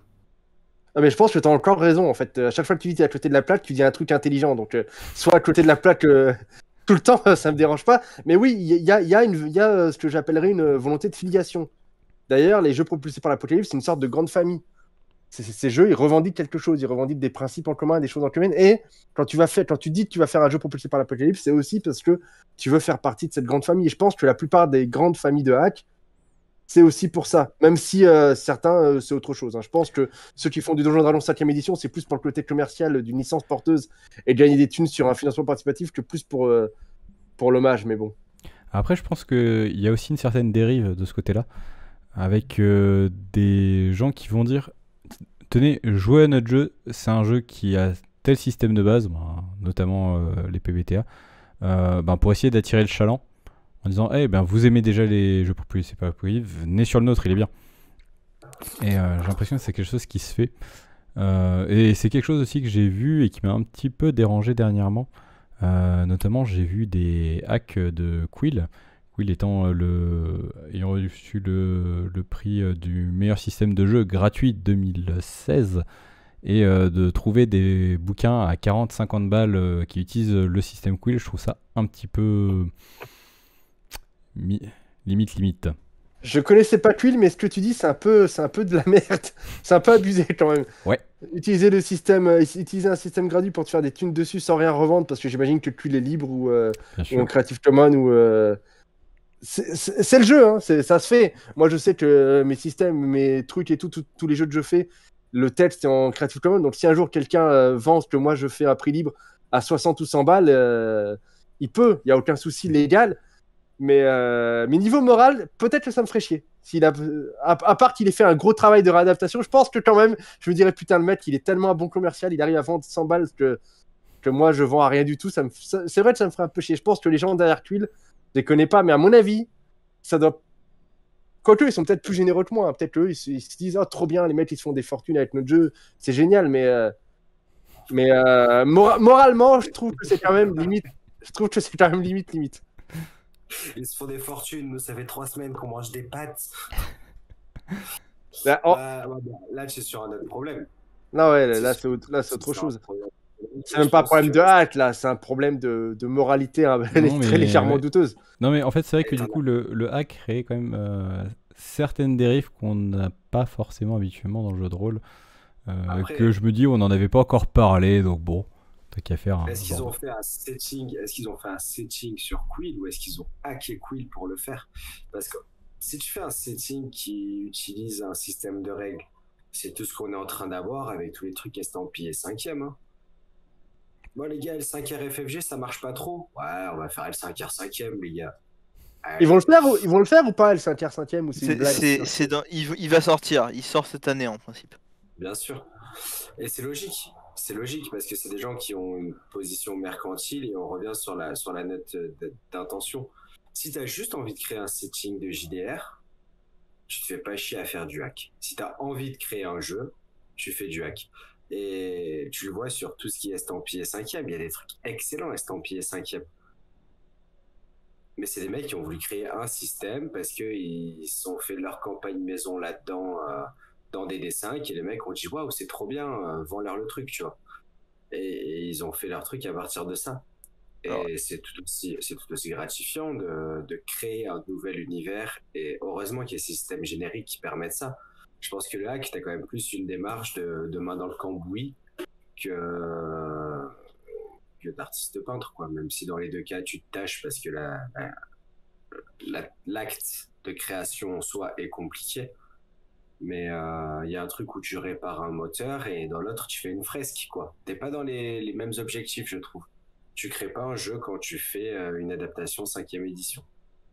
Après, 90% des JDR qui sortent estampillés 5e édition, faut pas oublier que c'est surtout vendu parce que ça se vend. Enfin, c'est noté 5e édition parce que ça se vend. C'est pas une œuvre, c'est pas une intention d'auteur. C'est juste que sinon, ça se vendrait moins. Je suis pas d'accord. Ah, Je suis pas d'accord. Il y a j'en suis sûr. sur une chaîne Lancée Critique, il y avait une interview de Canadiens qui avait fait un truc 5e édition de mémoire. Ouais. Exalté. Et vas-y, Un exalté. setting, ouais, un setting à mort, magie et tout, machin. Tiré sur les comptes d'ailleurs, qui est très très bien, qui est sorti entre temps, qui m'avait envoyé. Que un de ces quatre, hein, je vous ferai la critique dès que j'aurai récupéré mes experts 5e édition, que je remercie et que je vous conseille vivement. Et il y a un moment où t'as pas forcément envie de créer un jeu. Tu peux vouloir juste créer un beau scénario avec une belle toile de fond, avec des beaux décors.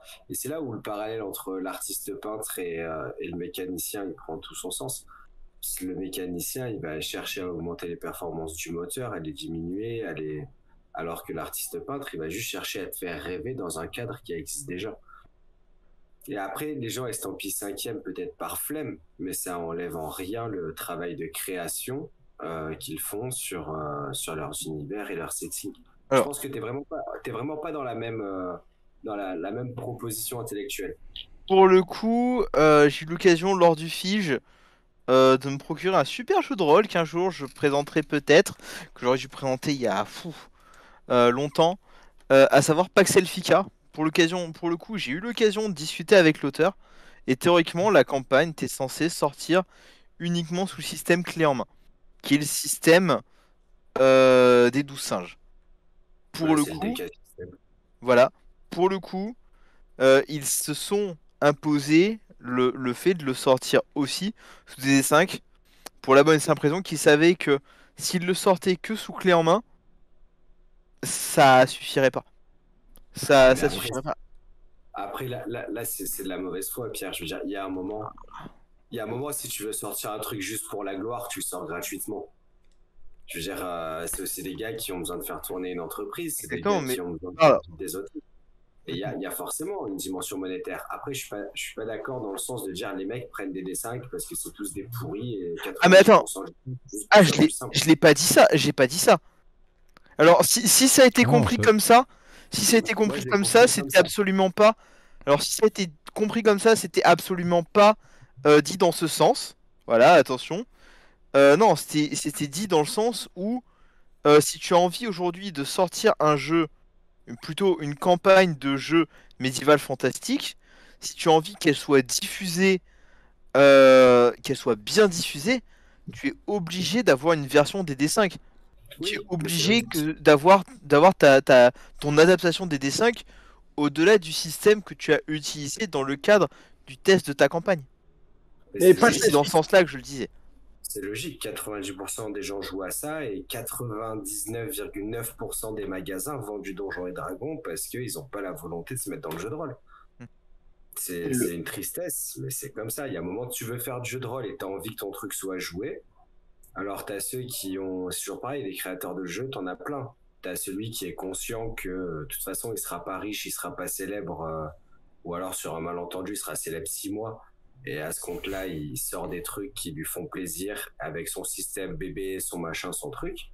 Et t'as ceux qui sont persuadés que comme c'est Donjons et Dragons qui marche, faut faire un truc 5e et que ils vont devenir riches et voilà.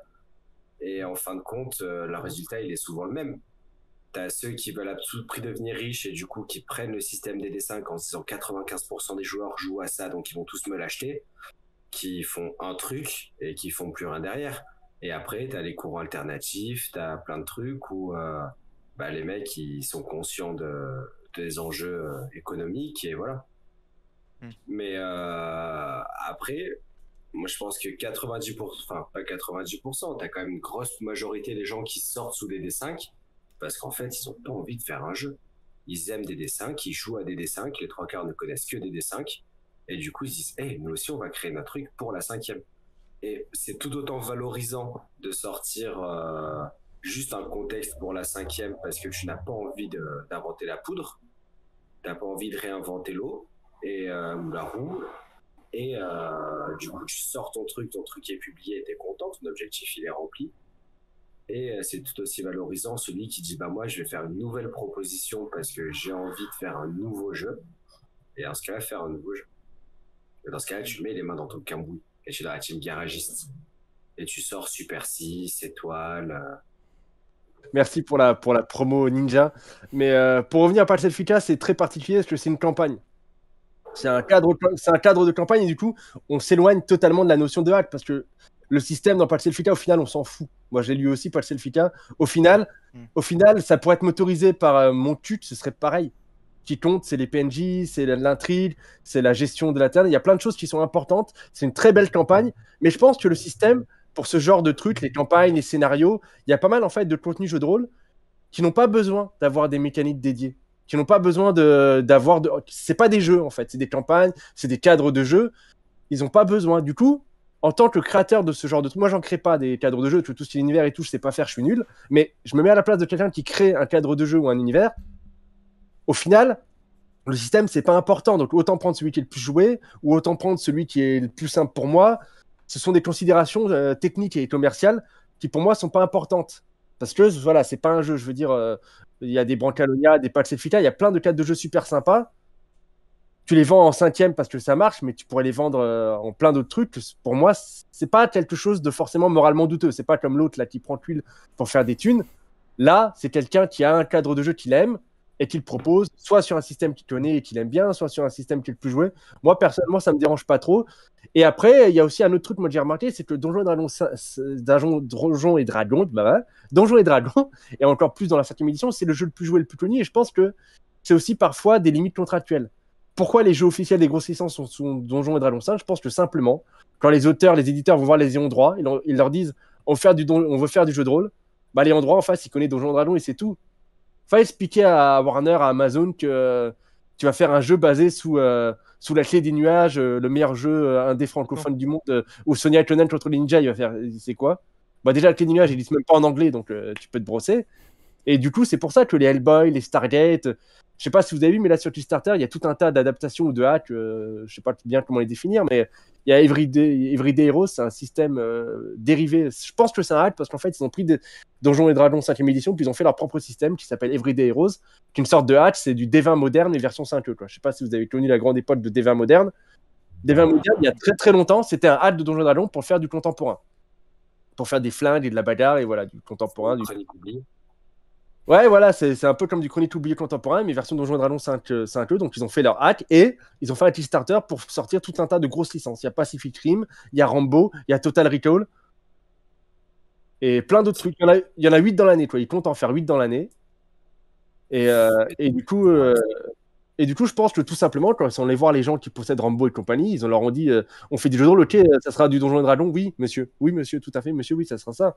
Et je pense que je sais même pas si tu peux dire à un ayant droit, oui, qui connaît pas le jeu de rôle, hein, parce que aux États-Unis, tu regardes Big Bang Theory, tu regardes Stranger Things, tu regardes tout ce qui est dans les médias hors jeu de rôle, c'est Donjon et Dragon. Et même certains rôlistes anglophones, c'est Donjon et Dragon. Mais c'est que ça partout. Il n'y a que nous en France où on a notre côté un peu un télo du jeu de rôle et on fait la clé des nuages. In Florenza. Mais c'est exactement ça, Fiana. Tu vois, je veux dire, concrètement, c'est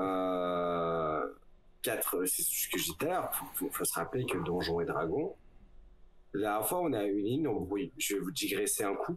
On a eu une embrouille. On discutait avec mon association de joueurs Magic, Wizard of the Coast d'Azur, et on discutait et ils expliquaient que Hasbro de toute façon, ils allaient se recentrer, du coup, ils allaient lâcher Donjons et Dragons. Moi, j'aurais dit, mais vous êtes des malades. Ils pourront pas lâcher Donjons et Dragons. Ils font autant de pognon avec Donjons et Dragons qu'avec Magic. Du coup, il y a un mec qui m'a dit, ouais, c'est ça, c'est ça. Du coup, on a cherché l'info. Et effectivement, Donjons et Dragons, Hasbro, Donjons et Dragons leur rapporte genre, alors je vais dire un chiffre de tête, mais c'est un truc hallucinant, c'est genre 2,9 milliards par an. Et Magic leur rapporte genre 2,9 milliards par an. Donc c'est des trucs hallucinants parce que en fait aux États-Unis les gens ne connaissent que ça. Et combien rapporte mon petit poney? Et rien n'est fait pour évoluer là-dessus. Et c'est un gros problème en Angleterre aussi, parce que du coup, comme les États-Unis et l'Angleterre ont la chance de partager la même langue, au Royaume-Uni, c'est quasiment impossible de monter une boîte d'édition de jeux de rôle. Parce que tu es assassiné par les grands darons, dont Donjons et Dragons. Et du coup, tu te retrouves avec des mecs en boutique qui disent mais moi j'aimerais bien vendre autre chose, mais je peux pas parce que rien d'autre se vend. Et aux États-Unis, c'est ça. Les rôlistes, tu mets 3000 rôlistes dans une pièce, tu dois en avoir 2900 qui jouent à Donjons et Dragons, quoi. Ouais, Seulement à Donjons et Dragons. ouais, après, tu as quelques créateurs aussi vachement cool aux États-Unis. Je pense par exemple à Grant Witt qui a fait Spire, qui finance un autre truc il y a pas longtemps, mais ça reste minoritaire. Et quand tu regardes sur une plateforme comme Twitch, tu as une catégorie Dungeons and Dragons, mais pas une catégorie tabletop role-playing game. Les gens qui C'est font du logique. jeu de rôle, les gens qui font du jeu de rôle sur Twitch, ils sont dans la catégorie Donjons et Dragons parce que y a rien d'autre. Parce Et que c'est un empire. c'est un empire. Alors, en plus, ils vont faire bientôt la série, les films.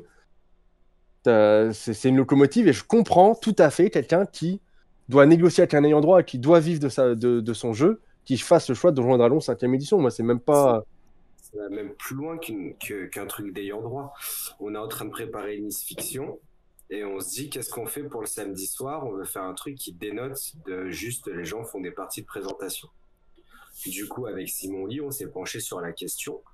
Et l'idée, pour l'instant, il y a trois grosses idées majoritaires. C'est soit on fait une game jam de jeux en une page et après on fait une anthologie, soit on fait que des jeux sans MJ, soit on fait que des jeux narratifs, enfin que des jeux à tendance poétique, et à la fin on fait une anthologie d'un recueil de tous les résumés, genre comme dans Les Larmes du Soleil. Et du coup, moi je propose ça aux gens. Quelle a été ma réponse? Quelle a été la réponse des gens? Ça a été You ouais, des moi, si dragons. c'est ça. Mais moi, si je veux jouer à Cthulhu ou à Pathfinder, je fais quoi? Et en fait, tu fais pas. Parce que notre volonté pour Ah, en c'est fait, les gens veulent pas venir parce que ça leur sort de Chaosium ou de. Pourtant, la Game Jam en une page, ça aurait été tellement stylé d'avoir une belle Non, mais anthologie, puis que tout le monde s'amuse à créer. Non, c'est c'est ce qui va se passer parce que c'est moi qui choisis et je m'en bats les couilles. Mais tu vois, il y a un gars qui me dit oui, mais moi, il y a un mec qui vient 3 jours sur le festival et qui me dit oui, mais moi je viens pour promouvoir mon jeu, c'est pas pour faire une game jam le samedi soir, quoi. Je suis d'accord, bah dans ce cas-là, te branle pas les couilles du vendredi au dimanche de 10h à 20h, quoi. Tu proposes des parties sur ta table? Et du coup, voilà, mais c'est ça sur plein de gens, et c'est normal. Donjons et Dragons, c'est le truc le plus connu, et les gens restent dans. Il n'y en a pas beaucoup, en fait, qui explorent. Non, il n'y en a pas beaucoup qui explorent. Et c'est compréhensible. Et il y a aussi une autre raison de faire des hacks, c'est que souvent, les gens, quand ils aiment bien un système, ils n'ont pas envie d'en apprendre un nouveau. Moi, je connais pas mal de gens, c'est pas forcément du Donjons et Dragons, mais ils ont un truc qu'ils aiment bien. Et pourquoi se faire chier à apprendre des nouvelles règles, des nouvelles mécaniques de résolution, des nouvelles créations perso, alors que tu peux juste dire, bah tiens, j'aime beaucoup, je sais pas moi, le monde des ténèbres, bah, à chaque fois que je fais un nouveau jeu, ça va être les mondes des ténèbres, ça va être le monde des ténèbres Toulouse, ça va être le monde des ténèbres Shadowrun, ça va être le monde des ténèbres, ce que tu veux. Et moi, j'en connais plein qui font que ça. Parce qu'ils n'ont pas envie de se faire chier à avoir d'autres jeux. Ils achètent un jeu pour l'univers, parce que c'est ça qui est plus important pour eux, et après le système, ils prennent leur générique favori, ou ils hackent quelque chose, et puis roule ma poule. Hein. Je suis très probablement je vais d'un cran, mais en fait, le truc qui me gêne, c'est que la manière dont vous en parlez, il y a un côté un peu péjoratif, je trouve. Alors que finalement, tout le monde n'a pas ne recherche pas forcément les mêmes choses dans les jeux et de manière plus générale. Et je vais prendre un exemple. Si on prend la musique, ben, on peut explorer, on peut aimer la musique, on peut aimer découvrir tout le temps de nouvelles choses, mais on peut aimer aussi tel groupe, tel chanteur et avoir sa prédilection. Et ben voilà, si j'ai envie d'écouter tel truc, ben ce sera ça, parce que je connais, parce que j'aime bien, parce que c'est ce que j'ai envie de faire. Et c'est pas la même démarche que quelqu'un qui va être dans la découverte et qui va essayer d'entendre le plus possible de choses différentes. Mais c'est pas moindre, enfin c'est pas plus méprisable. Alors, le terme est mal choisi, mais je pense que Non, ouais. mais je vois ce que tu veux dire. Mais je pense qu'on est d'accord avec toi et je pense qu'on est tous sur le. Enfin, j'ai quand même l'impression qu'on est relativement d'accord que ce qui compte, c'est que tu t'amuses. Ah ouais, je suis tout à fait d'accord. Après, moi, quand je disais, ou quand Adrien disait par exemple que c'est un problème, on voyait pas ça par rapport aux gens qui veulent pas essayer, qui veulent pas découvrir, mais Donjons et Dragons pose quand même un début de problème de monopole. C'est comme si, pour revenir sur le truc de la musique, dans tous les bacs à la Fnac, t'avais que des CD de Jul, tu vois. Ou même pas de Jul, on va prendre un truc bien, t'as que des CD de Metallica. Bah, au bout d'un moment, c'est problématique, parce que même si j'aime Metallica, même si c'est super sympa, au bout d'un moment, quand t'as que des CD de Metallica partout, en tête de gondole partout, t'es obligé de fouiller dans les bacs pour trouver un petit peu autre chose, et ben c'est chiant. C'est un peu chiant. Je suis tout à fait d'accord. Mais le truc, c'est que ben, on peut pas. D'une part, on peut pas reprocher aux gens d'avoir envie d'acheter du Metallica, et on peut pas reprocher aux vendeurs de proposer du Metallica parce que c'est ce que les gens achètent. Je suis d'accord sur le fait qu'il y a un problème. Je suis d'accord qu'il faudrait trouver un moyen de promouvoir, de permettre à ce que ceux qui veulent écouter autre chose et ceux qui veulent proposer autre chose aient de l'oxygène. Mais c'est un problème qui est complexe. Oui, on est d'accord. Mais alors, je suis pas d'accord avec toi sur le fait que, à l'heure actuelle, bon, là, c'est sûr que quand tu prends musique contre JDR, c'est assez hallucinant et tu vas à Marseille, ouais, enfin, tous les magasins de CD que j'ai à Marseille, soit t'as du métal marseillais, soit t'as du rock marseillais, soit t'as du rap marseillais qui vient d'avant. Mais c'est pas mon disquaire, spécialisé. Et dans le JDR, je veux dire, oui, ok, il y a la Fnac, il y a Cultura, il y a machin, ils se mettent à faire du JDR, c'est très très cool, c'est bien, ils vendent des gros trucs. Mais il y a un moment, quand tu veux chercher plus loin, toi, par volonté, et que tu vas aller dans ta boutique de jeux de rôle, dans ta boutique de jeux spécialisés, où le mec dessus, en gros, il a marqué « On est une boutique spécialisée, laissez vivre les petits commerces, machin, truc chouette ». Et que le gars ne fait pas l'effort intellectuel pour sa clientèle d'ouvrir autre chose que Donjons et Dragons, parce que tu comprends, c'est Donjons et Dragons qui se vend. Là, on a un problème. Mais après, ça, c'est un problème de moi et ma vision du commerçant spécialisé. Enfin, je suis à Marseille, je continue d'acheter mes jeux à Nice, parce que quand j'arrive à Nice, mon vendeur de jeux de société, il me dit Adrien, il y a tel jeu qui est sorti, il y a tel jeu qui est sorti, il y a ça qui va dans ta ludothèque, ça c'est plutôt cool parce que t'as tel type de jeu qui te manque, et c'est cool. Parce que JSST, c'est bien. Parce que JSST, c'est la vie. Et du coup, je vais dans mon magasin spécialisé parce que je cherche un truc spécialisé. Et le fait que les magasins spécialisés fassent plus cet effort de se renseigner sur les trucs, ça, je trouve que c'est un problème. Après, le monopole Donjons et Dragons étouffe du coup. Alors, nous, on a beaucoup moins le problème en France du monopole Donjons et Dragons, parce qu'il y a quand même Cthulhu, il y a plein de trucs qui sont joués à peu près à part égale, mais ça étouffe quand même pas mal le côté créatif des gens, quoi. Alors du coup, pour me porter un peu en porte-à-faux, est-ce que justement le fait que on a le monopole, si on met l'étiquette Donjons et Dragons, ton jeu est cool parce que c'est un jeu de Donjons et Dragons, et que justement on a toute une série de hacks et de jeux propulsés par le système Donjons et Dragons, justement ne permet pas cette ouverture. Encore une fois, pour revenir sur Pax Elfica, qui est une campagne vraiment incroyable que j'ai eu l'occasion de faire et que je recommande vivement, même s'il y a quelques petits défauts d'écriture à mon avis, mais ceci est une autre histoire.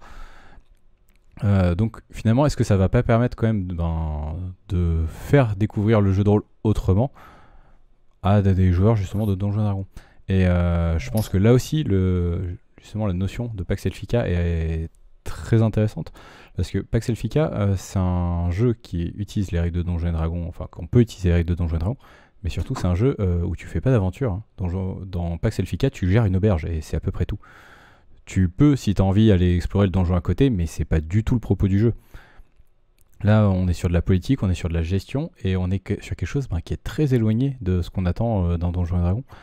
Et je me dis que justement avoir accès à des jeux comme ça, qui sous l'égide Donjons et Dragons, qui nous permettent de jouer différemment, d'avoir des nouvelles approches, parce qu'au final, ça aide pas aussi à servir justement ce propos de recherche, de développement, de chercher à aller plus loin de ce qu'on fait, sortir des sentiers battus, tout en restant en territoire connu.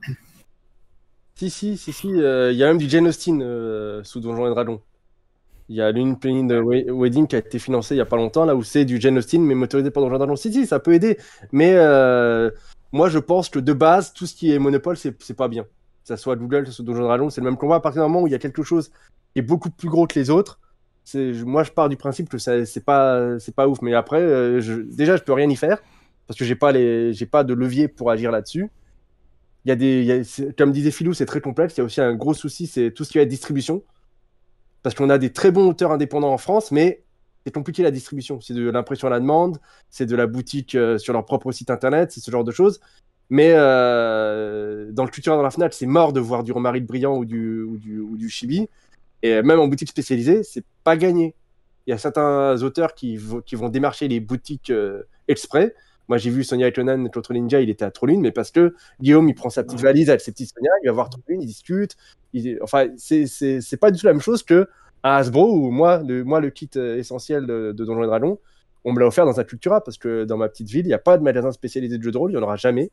Il y en avait un, mais maintenant, il fait du tatouage, des robes pour Gothic, et voilà. Il a fait un moment du Game Workshop, puis maintenant, il fait même plus du Game Workshop, c'est du tatouage et des robes pour Gothic, Emo, Dark. Non, mais c'était une super boutique, et on a eu une autre boutique spécialisée des jeux de société, jeux de rôle, et c'était quelqu'un du club et tout, et il a fermé, parce que c'est horrible à gérer. Donc, c'est chaud de gérer cette boutique.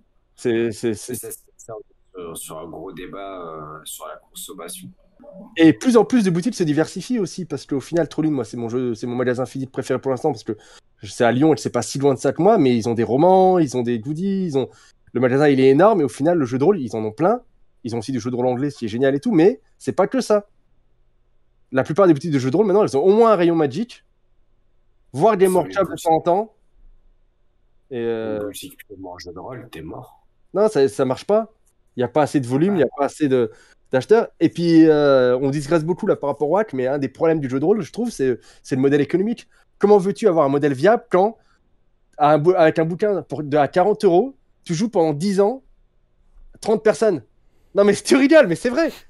Le MJ, il s'achète son bouquin à 40 €, il fait 20, 30, 40 campagnes sur 10-15 ans, et il fait jouer 5-6 groupes de 5 personnes qui ne vont rien acheter. Si, peut-être des dés, mais voilà, quoi, je veux dire, on a un modèle économique qui fait que de base, c'est mort, en fait. Ah oui, mais de base, ça marche pas. Et justement, est-ce que parce qu'on a un modèle économique qui de base ne marche pas, on est obligé de mettre Donjons et Dragons en avant, tu vois?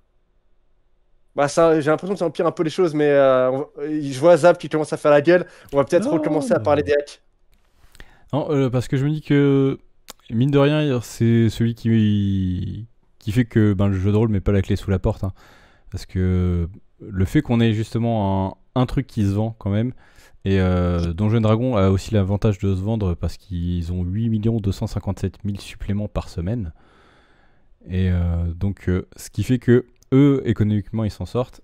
Et est-ce que, basiquement, on aurait encore des rayons de jeux de rôle si on n'avait pas quelques mastodons comme ça qui se vendaient, on va dire, correctement? C'est possible que ça serait un type de jeu qui serait, en tout cas de nos jours, réservé à quelques vétérans sur Internet qui récupéreraient des PDF et qu'il n'y aurait plus rien imprimé. Hein. Ah, mais on est d'accord. Mais c'est pour ça que c'est important de dire aux gens de commencer par Donjons et Dragons. Parce que l'artiste, il apprend les règles, il modifie les règles, il brise les règles. Et quand on est au stade en fait... dans cet ordre, parce que dans l'ordre, c'est de la merde. Merci, Justin. High five. Et du coup, le truc, c'est que, en fait, le hack, ça touche. Alors, déjà, quand on est un secteur, on est un peu. Les gens se réjouissent tous du genre, ouais, le jeu de rôle, c'est vachement plus connu qu'avant et tout. Super, on est passé de 8000 à 9000. Et à l'échelle de la population, le hack, c'est encore plus un truc de niche, quoi. Et c'est ça qui est intéressant aussi dans le hack. C'est. En fait, quand tu parles de hack, tu n'essaies pas de toucher. L'entièreté de la population, tu cherches à toucher ceux qui ont envie de voir ce qui se fait. Je pense qu'il y a, il y a plus un potentiel de recherche créative d'en faire du hack que vraiment une recherche de jeu. Vous avez 4 heures. Non, je pense Oui. que t'as raison, et puis comme ça, ça ira plus. Je pense que oui, ouais, je suis d'accord avec toi. Mais ouais, du coup, par contre, on n'a pas répondu à comment on fait un hack, en fait. Il me semble, avec toutes ces discussions. Bah, Donc, Toulouse, je pense que le mieux serait que vous alliez sur la jam d'Airwick, vous téléchargez l'œuvre d'origine, vous téléchargez tous les hacks qui vont être disposés, qui vont être ajoutés, et vous saurez comment on fait un hack. Lien Non. en description. Non, ça c'est pas vrai. Surtout que surtout qu'il y a 175 hacks en anglais, c'est mort de tous les lire. Moi, j'ai commencé, mais j'y arrive pas. Par contre, il y a Qui revient de loin, je crois, c'est son pseudo sur Twitter, qui dans le post communauté de cette jam, si Zab oublie pas, vous aurez le lien. Il a mis un document de comment. Il a mis un document de comment hacker Laser and Feeling. Pas comment hacker un jeu, mais lui, il a pris Laser and Feeling et il a regardé les différents hacks, qu'est-ce qu'ils ajoutaient, qu'est-ce qu'ils enlevaient.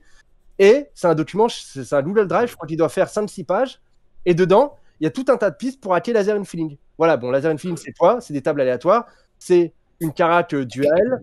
Et voilà, il y en a, qu'est-ce qu'ils ont fait? Ils ont rajouté un système de points de vie, il y en a, ils ont rajouté ceci. Il y en a, ils ont augmenté la taille du dé. Parce qu'un D6, il n'y a pas assez de granularité. Voici tel hack et tel hack. Eux, ils ont augmenté la taille du dé, ils ont pris du D10, du D12. Voilà ce que ça change.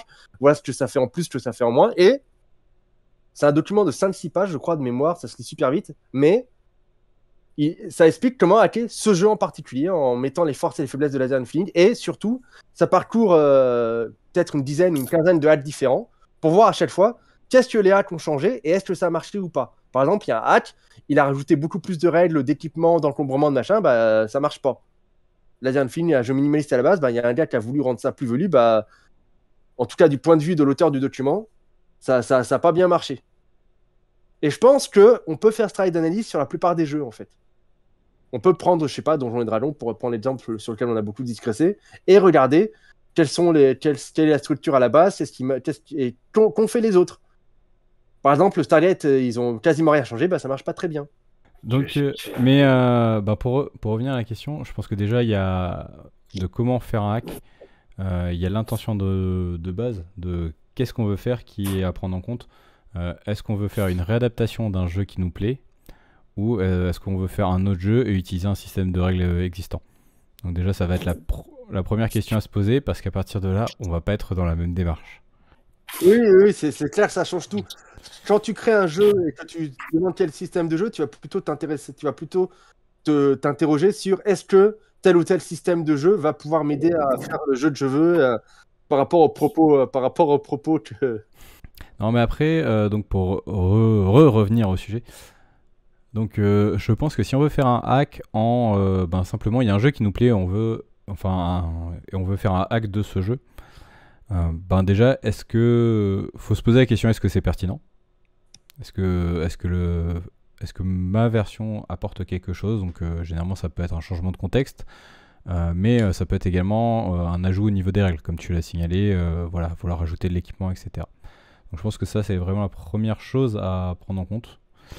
Ensuite, qu'est-ce qui fait un peu l'essence du jeu que je veux proposer et qui n'est pas forcément présent dans la version de base? Donc en gros, comment je pourrais utiliser de la mécanique qui est déjà existante pour vraiment faire ressortir ce que moi j'ai envie de proposer dans mon jeu. Parce qu'encore une fois, vraiment cette notion d'ajouter une règle pour se l'approprier, je pense que ça reste une valeur forte dans le hack. Et finalement, je pense qu'en tout cas pour un début de hack, faut savoir rester relativement simple et le faire évoluer au fur et à mesure. Donc pas forcément partir tout de suite en vrille en disant non mais je vais rajouter plein de trucs dans tous les sens, parce que ça est souvent foncé droit dans le mur. Parce que finalement si un jeu vous a plu, c'est que le système était généralement correct de base. Donc c'est vrai que si on veut trop en faire, on risque de passer à ce côté de ce qui nous a plu à la base. Donc je pense que c'est quand même quelque chose à prendre en compte. Je pense aussi. Et puis aussi une autre question, c'est que est-ce qu'il est hackable? Est-ce qu'il est bidouillable? Parce que là, je réfléchis à des exemples précis, mais t'as des trucs, il vaut mieux pas y toucher. Hein. Et à l'inverse, t'as des trucs qui sont faits exprès. Tu parlais d'Apocalypse World. Il y a un jeu dont on n'a pas parlé ce soir et je trouve ça dommage, c'est Anime Was a Mistake. Hein, Pierre? Dans Anime Was a Mistake, l'auteur, il a fait ce qu'il appelle la boîte à bento, donc c'est tout un tas de bidouilles optionnels. Et Mais c'est je sais pas déjà. à quel point j'ai failli en parler, mais je me suis dit non, je me retiens. Non, mais tu peux en parler parce que, en gros, oui, l'idée, c'est que l'auteur, dans sa boîte à bento, c'est plein de règles optionnelles, mais c'est déjà des prémices de hack, en fait. Il va te dire, voilà, si tu veux faire ça, tu peux rajouter ça. Et c'est un peu comme les modules de Savage World en plus minimaliste. Et c'est déjà des débuts de hack. Parce que l'auteur, il te dit, voilà, on peut ajouter ça, on peut ajouter ça. Et alors qu'à l'inverse, il y a des jeux, l'auteur va te dire, c'est comme ça. Et après playtest, tu vas te rendre compte qu'il vaut mieux pas trop bouger de choses. Moi, je pense par exemple à Sombre de Joanne Scipion. Joanne Scipion, c'est un mec qui joue à Sombre, qui écrit Sombre depuis des années, qui fait du Sombre, et qui fait 80 parties par convention. Par jour de convention même. C'est une machine. Je l'ai vu à Orchidée il n'y a pas longtemps. Le mec, il joue, et dans son livre, il t'explique comment ça marche, il t'explique les mécaniques, et tout est millimétré au poil de cul. Et il t'explique en plus ces types de MJ sur comment ça marche. Ces scénarios, il les a fait 40 fois chacun. Il a tué des milliers et des milliers de joueurs en France, en Suisse et partout dans le monde. Et c'est tellement calibré son jeu que j'ai pas envie de le hacker, moi. On pourrait sans doute le hacker, hein, mais déjà, Sombre, je pense que c'est son gagne-pain, donc je pense pas que les règles soient libres. Donc t'as pas le droit légalement de le faire. Puis, Joanne l'a tellement testé, l'a tellement rodé que moi, j'ai qu'une seule frayeur, c'est de modifier la moindre règle et le truc, il va se casser la gueule. Déjà que parfois, il se casse la gueule parce que Joanne n'est pas à la table. Si en plus tu changes les règles, c'est chaud. Après, Sombre est vraiment un jeu qui est calibré pour son propos. C'est un jeu qui veut proposer un setting qui est très particulier, donc qui est l'horreur comme au cinéma, donc avec vraiment une mécanique de slasher movie et de choses comme ça. Et c'est un système de jeu qui est prévu pour faire ça, et quasiment que pour ça, ça n'aurait pas vraiment de sens dans d'autres settings. Donc voilà, après on est un peu dans aussi tout ce qui peut être ces jeux narratifs et autres. Finalement on est un petit peu dans le même principe qu'avec les nuages. On est dans un cadre qui est particulier, avec des règles qui sont des codes en tout cas qui sont stricts, et les règles sont prévues pour jouer sur ces codes là, et donc si jamais on veut les changer, on va se retrouver avec un truc qui marche pas. Ouais, c'est pareil, la clé du nuage, je ne trouverais pas pertinent de la clé. Et je pense qu'on peut trouver plein d'exemples comme ça de jeux que, en analysant un peu le truc, tu dis non, mais ça, je ne vais pas le hacker. Ça n'a pas d'intérêt, c'est pas pertinent. Je ne pourrais pas apporter quelque chose de plus. Voilà, c'est soit tu aimes le propos du jeu et tu le joues tel quel, soit tu n'aimes pas le propos du jeu, puis autant partir sur un autre. Mais je pense qu'on peut encore en trouver d'autres. Mais il y a pas mal de trucs comme ça qui sont sympas. Sinon, si vous aimez le jeu pour l'arène et ses dérivés, il y a Thomas Munier, entre autres, qui a fait un guide, je crois que c'est Thomas Munier, il l'a partagé, mais je ne sais pas si c'est lui qui l'a écrit, mais il y a des guides, pareil comme Laser Feeling sur la Jam. Il y a aussi des guides de hack, et sur la plateforme Force de Drama qui permet d'y jouer en distanciel, il y a un template Excel directement pour faire les cartes, en fait. Donc, tu as déjà toute une structure, en fait, qui est déjà prête. Tu peux presque télécharger, en tout cas, moi, c'est ce que j'ai fait parce que je suis un glandu, mais tu peux télécharger le template, changer les questions, uploader sur Force de Drama et tu as fait ton jeu qui descend pour l'arène. Après, il y en a, ils font beaucoup mieux. Hein. Nicolas Levif, qui a sorti chez Brajan Games Rituel et Donjons et Siphons, et bientôt le Classe de Troll. Hein. C'est des vrais jeux où il a fait du vrai travail en plus. Il a ajouté des nouvelles mécaniques, il a ajouté des personnages, il a ajouté une notion de fin différente. Enfin, il y a plein de trucs qui ont été améliorés, mais tu peux déjà faire ton hack simplement en téléchargeant un fichier Excel et en remplaçant le texte. Tu uploades ça sur la plateforme Force de Drama et paf, tu as ton jeu pour l'arène. Après, ça peut prendre quelque chose qui n'est pas du tout fait pour, qui est a priori inhackable, et essayer de... c'est casual, mais ça peut donner un truc expérimental intéressant. La démarche de dire, bon voilà, ce truc-là, il n'est pas du tout fait pour, mais j'ai une intuition, j'ai une envie, je vais faire ça, et puis si je me plante... tant pis, mais ça peut donner un résultat inattendu et surprenamment intéressant. Ça pourrait, mais moi, pour planter un clou, jamais je vais me dire je vais prendre le tournevis parce que je le sens, tu vois. Ah, je sens bien là. Là, le clou, je vais pas le planter avec un marteau. Le tournevis, c'est pas du tout fait pour, mais je suis sûr que si je prends comme ça, si je le retourne, je vais y arriver. On peut toujours, mais je pense que c'est pas forcément une bonne idée quand même. Alors, Non, mais c'est vrai que d'un point de vue démarche artistique, on va dire, ça me paraît pas inintéressant, même loin de là. Et du coup, j'ai presque envie moi aussi de proposer ma propre jam, hacker Dragonfly Motel. Bonne chance, bisous. En fait, l'exemple qui me vient en tête, alors même si c'est pas fort aussi radical, mais alors je connais pas du tout ce qu'il y a autour du projet Donjons et Dragons Jane Austen, mais je me dis, si jamais je me disais que je veux faire un jeu de rôle Jane Austen, là spontanément, je me tournerais pas vers Donjons et Dragons. Ah oui, moi non plus, on est d'accord. Voilà, et je pense qu'à un moment, il y a eu une idée de dire, bon ben voilà, j'ai ce truc-là, j'ai cet autre truc-là, les deux vont pas du tout ensemble, mais si on les met ensemble, qu'est-ce que ça donne? Et après, si on rajoute des zombies, c'est encore mieux, mais... Orgueil, préjugés et zombies. Non, mais en vrai, c'est super intéressant comme démarche intellectuelle et artistique, mais pour l'histoire de Jane Austen, je vais être mauvaise langue, je connais pas les créateurs derrière, mais je suis presque sûr que le 5e édition, c'est ce qu'on disait tout à l'heure, c'est une démarche commerciale et pas une démarche artistique de se dire, tiens, on va prendre le système le plus claqué au sol pour faire de la romance et le mettre pour voir ce que ça donne. Je pense surtout que voilà, c'est une campagne, c'est comme Patch Efficace, c'est comme la plupart des campagnes aujourd'hui qui sortent, elles vont être compatibles 5e ou avoir un module compatible 5e parce que c'est plus viable commercialement pour elle. Et je pense que si j'écrivais une campagne, j'aurais aussi les stat blocks 5e juste pour que les gens qui aiment la 5e ils puissent jouer à ma campagne et qu'ils puissent l'acheter surtout. Mais j'écris pas de campagne, donc c'est vraiment une vue de l'esprit. Mais ouais, en tant que défi, prendre un système à un câble ou qui n'a rien à voir avec ce qu'on veut faire, ça peut être amusant. Ça pourrait être le sujet d'une prochaine jam, pardon, prendre des trucs imbidouillables et puis demander aux gens de les bidouiller. Par contre, ça risque d'être un peu plus dur que Laser Elfin. Laser Elfin, on est déjà 21 à participer parce que c'est facile. Comme disait Zab, en se moquant un peu, tu changes juste le nom des deux caracs et puis ça y est, t'as un jeu. Autant dire, voilà, on va prendre des trucs qui sont un câble, imbidouillables et puis faire un vrai jeu avec, c'est pas tout le monde qui va y arriver, quoi. Nope. Mais artistiquement et intellectuellement, c'est vrai, Philou, que c'est fort. D'ailleurs, de toute façon, ça c'est vrai qu'on n'en a pas parlé, mais les hacks, ça a apparu très très tôt. Hein. Bah, le premier, je crois que c'est Tunnel and Troll. Est-ce que c'était vraiment... Je suppose que très vite, avec Donjons et Dragons, il y a quand même des gens qui ont voulu faire du Star Wars et des choses comme ça, adapter des œuvres qui leur plaisaient, avec le seul système de jeu qui était disponible à l'époque, c'est-à-dire Donjons et Dragons. Je pense aussi, et Tunnel and Troll, c'était du troll, mais pas que, mais c'est un hack de Donjons et Dragons dans le sens où l'auteur, il l'a dit un peu partout, il a bien expliqué, il a créé Tunnel and Troll parce que le Donjons et Dragons, c'était trop compliqué, trop fouillis, trop complexe, trop chiant. Du coup, même si c'est assez éloigné dans les faits de Donjons et Dragons, c'est juste un jeu Medfan avec tout un autre système, l'auteur est quand même parti de Donjons et Dragons en mode non, mais c'est trop compliqué votre truc là, moi je vais faire un truc beaucoup plus simple. Est-ce que c'est un hack par hack? On ne saura pas. Je ne répondrai pas à cette question, mais je pense que cette notion de signage, elle est aussi vieille que le jeu de rôle. On le saura dans 2 semaines, dans l'atelier jeu de rôle et les hacks, partie 2. Non, et puis même Donjons et Dragons, au final, c'est le système de chaîne-mail, donc c'est déjà un hack. Hein. Je pense que le hack, c'est aussi vieux que le jeu de rôle. Le premier jeu de rôle, c'était déjà un hack d'un système de jeu de figurines. Donc pour moi, le hack, c'est depuis toujours. Le hack, c'est la base du jeu, de toute façon. C'est ça. Que tu fais évoluer les choses.